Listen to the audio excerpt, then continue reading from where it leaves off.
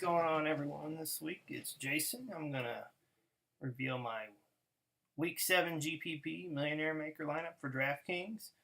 Didn't do too well last week. Had a few good picks, but the Willie Snead pick and the running backs pretty much killed the lineup. So I'm gonna try again this week and go with a different strategy and see what we can do. For quarterback, there are just so many good options at quarterback this week. So I sat there and thought about it as far as who I want for my quarterback, and I think Jameis Winston is by far my favorite play just because of the speed that Chip Kelly runs his offense and the amount of touches that Jameis Winston is going to get in this game is insane. Well, last year when Winston played the Eagles, he threw for 5 touchdowns, and I expect a similar performance. And I think he not only could be the most valuable quarterback on the slate compared to his salary, but he could definitely be the highest scoring overall.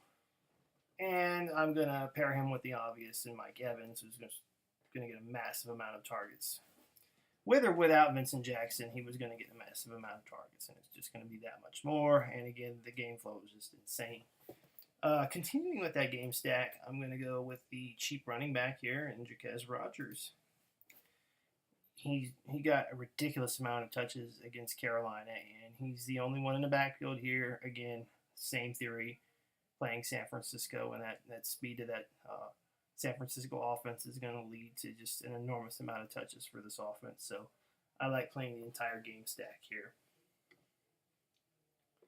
For my other running back position, I'm going to go with Spencer Ware against the dreadful New Orleans Saints defense. Jamal Charles has had some swelling in the knee this week, so he's probably going to be very limited, even if he's active, which he may not be. But Spencer Ware is in for a big day, and I can't fade him at this spot at 5,800, just an enormous value.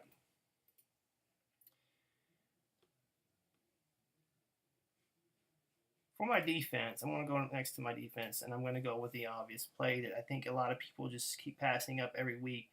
The Minnesota Vikings have just been insane this year as far as defense.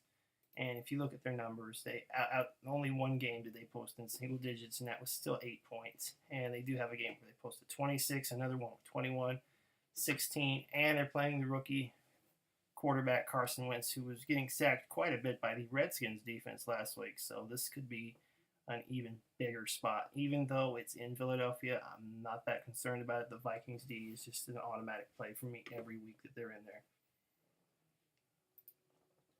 For my tight end pick, I want to go up and pay for Rob Gronkowski this week. It's a terrific spot. Looking at the potential that Martellus Bennett may not play in this game and is dealing with an injury, I think that Gronkowski is just a great play, and it's Pittsburgh does not do too well against tight ends, and last year Gronk had 3 touchdowns against this same team. So I think it's another great week for Rob Gronkowski.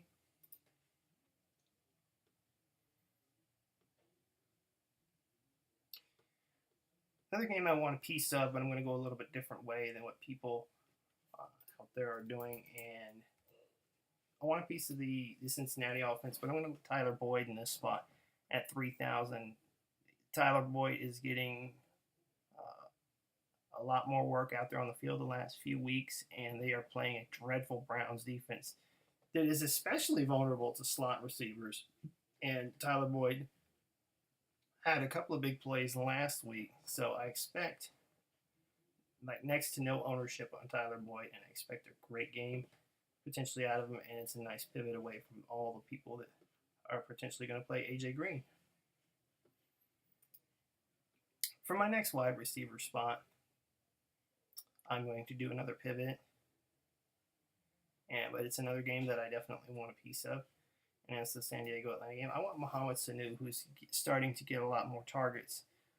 Seems to be healing up a little bit. He was hurt last for a good part of the early season, and that was one of the games where Julio went for 300 yards. But I really believe that San Diego is game planning to do everything they can to reduce the damage that Julio is going to cause. And I don't think Atlanta has a problem going to Sanu or their backs out of the backfield.